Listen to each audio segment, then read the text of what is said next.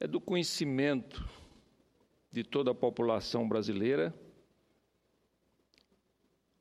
mesmo aquelas pessoas que não entendem de economia, mas todos nós, brasileiros, sofremos os efeitos negativos da desvalorização da nossa moeda real. E, em contrapartida, a valorização do dólar, que é a moeda reconhecida internacionalmente como uma moeda de troca. Muito bem, mas, por outro lado, nós poderíamos estar tendo uma vantagem também em relação à desvalorização da nossa moeda, porque o Brasil é um país continental, tem uma costa magnífica, é o país que tem uma extraordinária força nos seus recursos naturais, reconhecida mundialmente, e nós poderíamos estar tendo ganhos extraordinários, senador Lazier, no turismo. Como é que Miami recebe 25 milhões de turistas por ano?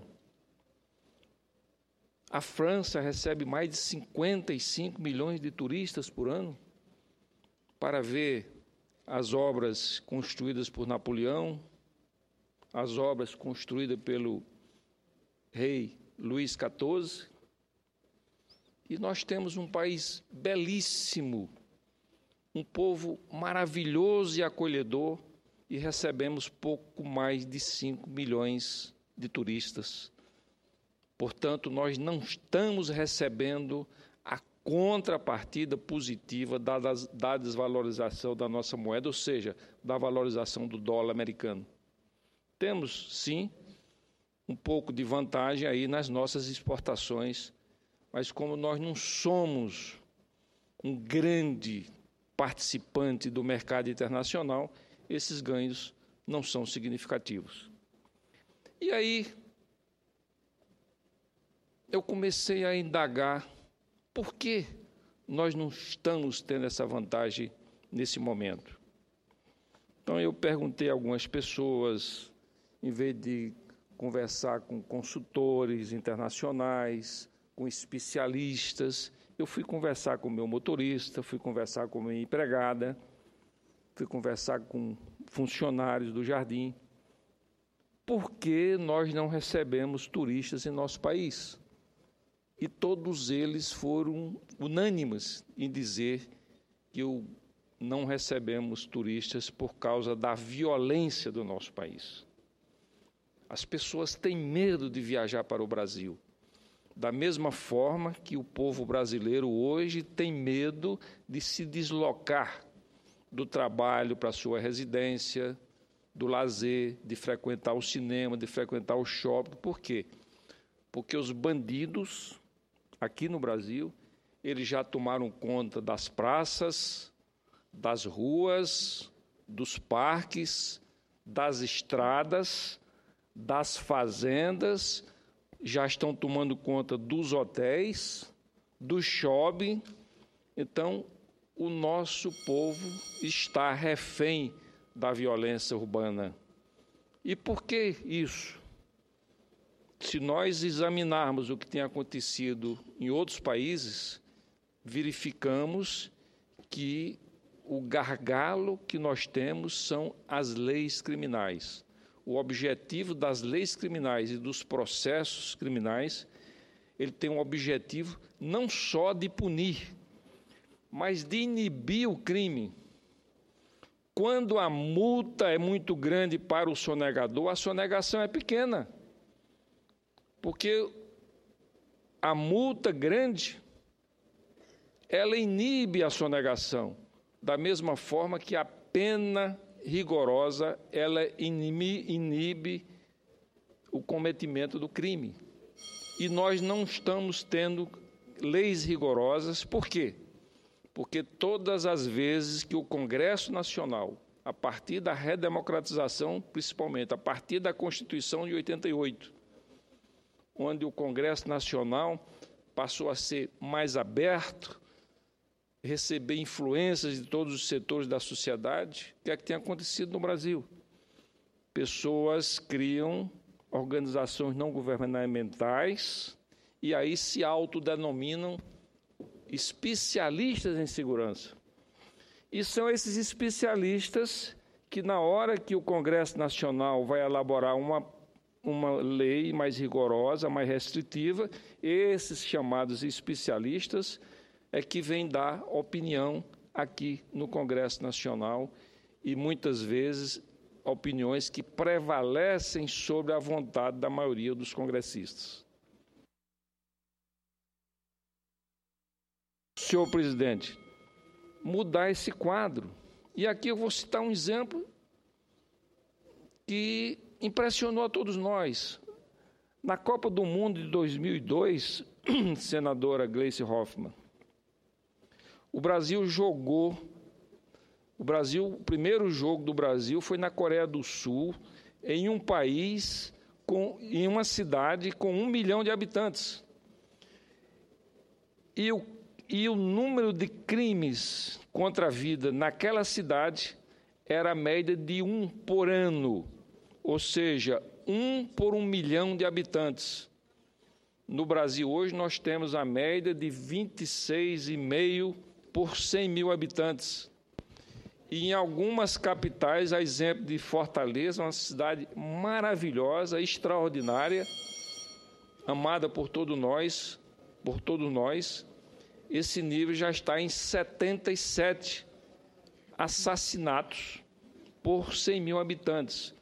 O que mostra o quê? O que é que esses exemplos mostram com clareza? Primeiro, que nós deveríamos estudar por que a criminalidade naquela cidade era tão baixa, baixíssima, quase zero. E por que uma cidade tão linda, tão maravilhosa como Fortaleza tem um índice de criminalidade tão alto? Então, isso merece um estudo, uma reflexão, e isso deixa com clareza que a forma como nós estamos trabalhando, ela não está correta. Nós não estamos defendendo com firmeza, com determinação e com eficiência a segurança das nossas famílias, dos nossos cidadãos, dos nossos... Senadora Gleisi, me parece que é uma parte, seria um prazer muito grande. Senador Raimundo Lira, estava aqui ouvindo com atenção o seu pronunciamento e quando Vossa Excelência falou da Copa do Mundo, eu me lembrei da Copa que nós fizemos em 14 aqui. E que uma das questões que foi mais elogiadas em relação à Copa foi a questão da segurança pública. E eu lembro o esforço que o Brasil fez para oferecer ao povo brasileiro e ao mundo uma segurança pública de qualidade. Foi uma grande articulação entre União, Estados e municípios, as Forças Armadas, Polícia Civil, Polícia Militar, guardas municipais, mas também em área de assistência social, saúde, educação, e nós conseguimos ter uma das Copas mais elogiadas da história das Copas. E a segurança pública foi um exemplo. É possível fazer? É possível fazer. Eu vou lhe dizer qual foi a dificuldade que nós encontramos até chegar a esse ponto. Foi fazer com que todos os agentes de segurança, responsáveis pela segurança no Brasil, pudessem sentar-se à mesa e cada um entender a importância do outro e fazer o trabalho de forma agregada, de forma conjunta. Eu acho que essa casa está tentando fazer isso através de alguns projetos de lei, da criação de um Fundo Nacional de Segurança Pública, da instituição de um Sistema Nacional de Segurança Pública, e penso que nós podemos avançar. Claro que tem questões específicas, nós temos que combater o narcotráfico, temos que combater os outros crimes, temos que ter ações voltadas, mas se nós fizéssemos isso de forma integrada, utilizando inclusive o legado da Copa, que é muito grande, os centros de comando e controle, no meu estado do Paraná tem um, infelizmente ainda não foi retomado. Eu me pergunto por que não foi retomado. Então eu acho que essa questão da competência concorrente da União na área área de segurança é fundamental para que a gente pudesse unificar a nossa ação. Queria parabenizar o discurso de Vossa Excelência, dizer que estamos juntos nessa luta e que nós temos que utilizar aqueles bons exemplos que nós já tivemos resultados no país e também olhar o mundo. Senadora Gleice, eu quero pedir à mesa que uma parte de Vossa Excelência seja acoplado, faça parte integrante aqui do meu pronunciamento, porque concordo inteiramente com todas as colocações que Vossa Excelência fez nesse momento. Mas eu gostaria de aqui, inclusive, dar um depoimento. No mês de junho, na minha cidade, na minha capital, João Pessoa, uma policial feminina, uma policial casada com um sargento da Polícia Militar, os dois militares, portanto, em junho desse ano, essa senhora policial foi vítima de um assalto e foi assassinada no mês de junho. Esse mês, o seu marido, o sargento da Polícia Militar, foi vítima de um assalto e foi assassinado. E aqui eu queria dizer que a Paraíba está melhorando sensivelmente o grau de violência, né, de proteção à sua população. O governador Ricardo Coutinho tem feito um trabalho muito bom.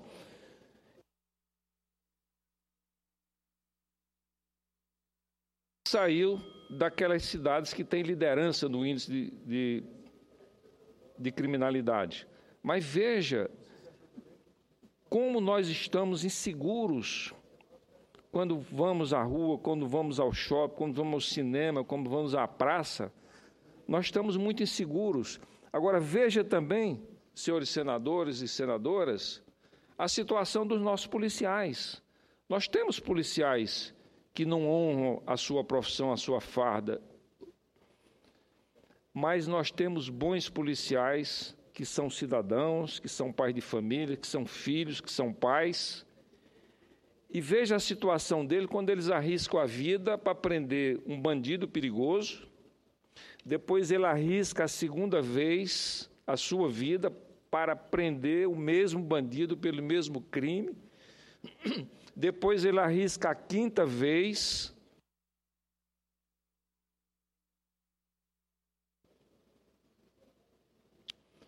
E assim, ele arrisca várias vezes. Nós verificamos, assistimos à televisão muitos casos de criminosos, de assaltantes, em que a reportagem mostra que ele já foi preso 15 vezes. Então, isso quer dizer que as nossas leis não estão corretas. As nossas leis são antigas, elas precisam ser modernizadas. Mas aí vem aquelas correntes que não querem que isso aconteça, porque diz que os nossos presídios são desumanos, os nossos presídios são precários, mas essas pessoas nunca, em nenhum momento, também fazem uma campanha para que o Brasil melhore os seus presídios, os presídios fiquem mais humanos, não sejam escolas de criminosos. Então, nós temos um trabalho em que exige várias frentes para serem trabalhadas, não só por esse governo, mas pelos próximos governos, porque nós precisamos oferecer segurança ao nosso cidadão. Cada bandido, quando comete um crime, quando comete um assassinato, quando comete um assalto com mão armada, ele tem uma motivação, ou porque tem satisfação de matar o cidadão, não só tomar o seu veículo, mas de matar, de assassinar o cidadão. Mas todos eles, independente da motivação, eles sabem, eles têm plena convicção que o Estado democrático brasileiro não está lhe dando a segurança que ele merece, como contribuinte e como cidadão. Então, a minha opinião é que nós devemos modernizar as nossas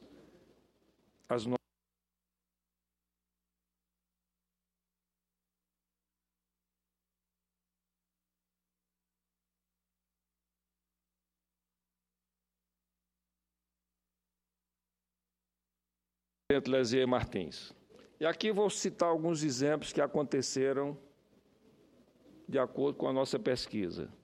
Na década de 90, em Miami, estava acontecendo muitos assaltos à mão armada contra os turistas. E a maior fonte de renda de Miami é o turismo. São 25 milhões de turistas americanos e estrangeiros. E qual foi a medida que eles fizeram? Eles aprovaram a chamada Lei dos Três Crimes, que já tinha acontecido em vários estados americanos. Quando o bandido comete o mesmo crime pela terceira vez, ou seja, ele já foi condenado pelo mesmo crime, por exemplo, assalto à mão armada, então a sua condenação é a pena máxima, é a exceção da pena de morte, a pena máxima daquele estado. No caso da Flórida, que é pena de prisão perpétua, mesmo que ele cometa no terceiro assalto, na terceira condenação, ele é condenado à prisão perpétua com direito à liberdade condicional somente a partir de 25 anos de prisão fechada. É um excesso? É. Mas o que foi que aconteceu? Reduziu-se praticamente a zero esse tipo de assalto, porque houve toda uma mobilização da opinião pública quando uma turista alemã foi assassinada num assalto à mão armada no seu veículo em Miami. Então, existe uma preocupação mundial para dar segurança aos seus cidadãos. Eles precisam, o povo brasileiro, no caso, precisa ter o domínio, o controle, ter o direito de andar nas nossas avenidas, nas nossas ruas, frequentar os nossos parques, frequentar os nossos shoppings com segurança. E somente com medidas globais em várias áreas é que podemos chegar a uma situação de segurança para o cidadão brasileiro. Agora, um desses pontos é dar rigor à pena. Quando a pena é rigorosa, é grande, o meliante, ele pensa várias vezes antes de cometer o crime. Então, nós já tiramos das ruas muitos assaltantes porque eles não querem cometer o crime com medo de que a pena seja muito rigorosa.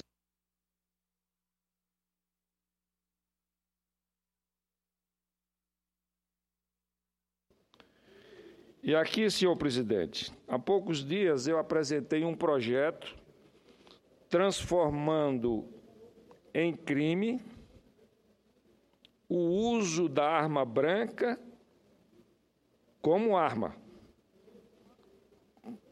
dando naturalmente o direito ao trabalhador de usar a faca, de usar a sua ferramenta de trabalho. Não confundir a arma com ferramenta de trabalho. A arma é aquela que o indivíduo sai na cidade, como aconteceu no Rio de Janeiro, um médico foi assassinado com arma branca na Lagoa Rodrigo de Freitas para tomar sua bicicleta. O meliante poderia ter ameaçado, tomada a arma, tomada a bicicleta do médico, sem precisar de ter assassinado o médico. Mas ele se sentiu tão seguro, ele se sentiu tão seguro em relação à sua pena, que resolveu assassinar o médico. E eu apresentei aqui um projeto de lei transformando esse uso como arma da arma branca, criminalizando o seu condutor. E hoje estou apresentando 2 projetos de lei nessa área. Se o condenado for reincidente, o juiz poderá aplicar a substituição desde que, em face da condenação anterior, a medida seja socialmente recomendável e a reincidência não se tenha operado mais de uma vez ou em virtude da prática do mesmo crime. Parágrafo único. A pena será duplicada no caso de o agente rescindir mais de uma vez. Ou seja, nós queremos, com esse projeto de lei, senhor presidente, inibir a reincidência do crime.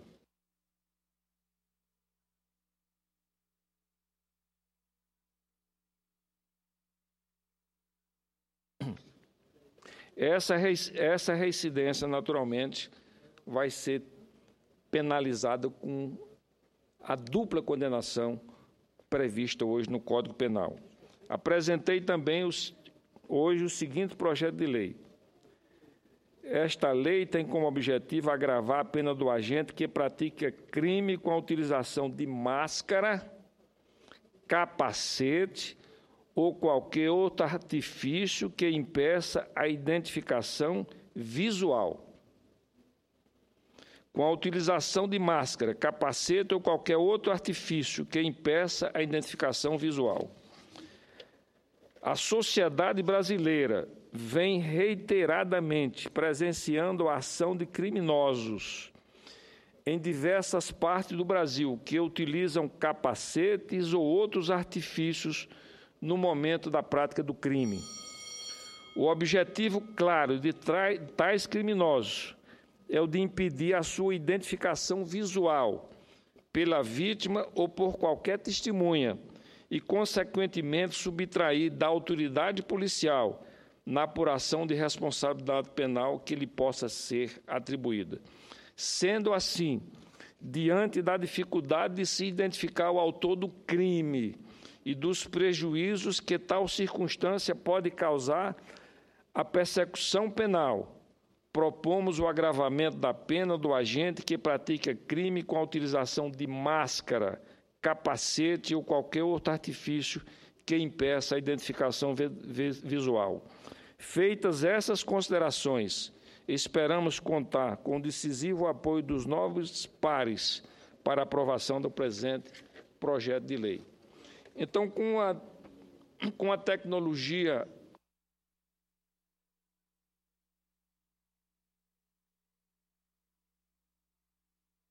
a maioria dos estabelecimentos comerciais, né, os bancos, as lojas de shopping, os postos de gasolina, eles têm câmeras, né, para filmar o que está acontecendo naquele ambiente. Mas aí o meliante chega de máscara e normalmente com capacete, e normalmente em motocicleta. Então eles não são identificados. E hoje, o que é que acontece? Nós temos nos nossos postos de gasolina, nos milhares de postos de gasolina, nós temos chamados frentistas, que nos países mais desenvolvidos, esses frentistas já não existem mais, porque o abastecimento é automático, e aqui nós não podemos fazer isso, porque seria o desemprego de milhares e milhares de trabalhadores. Então, esses empregos de frentistas precisam continuar a existirem, mas nós precisamos, senhor presidente, dar segurança a esses trabalhadores. Então, o frentista vai participar da sua jornada de trabalho, sai de casa, e a família não sabe se ele vai voltar, porque ele pode ser vítima de um assalto. E, normalmente, esse assalto acontece porque o maior incentivo ao assaltante é exatamente a falta de identificação do bandido. Então, acreditamos que essa lei, esse projeto de lei, vem melhorar essa condição para que possamos dar mais segurança, não só aos frentistas, mas a todos os trabalhadores do nosso país que precisam sair de suas casas, né, exercer o seu trabalho honrado, trazer a segurança para a sua família, mas voltar com toda a integridade.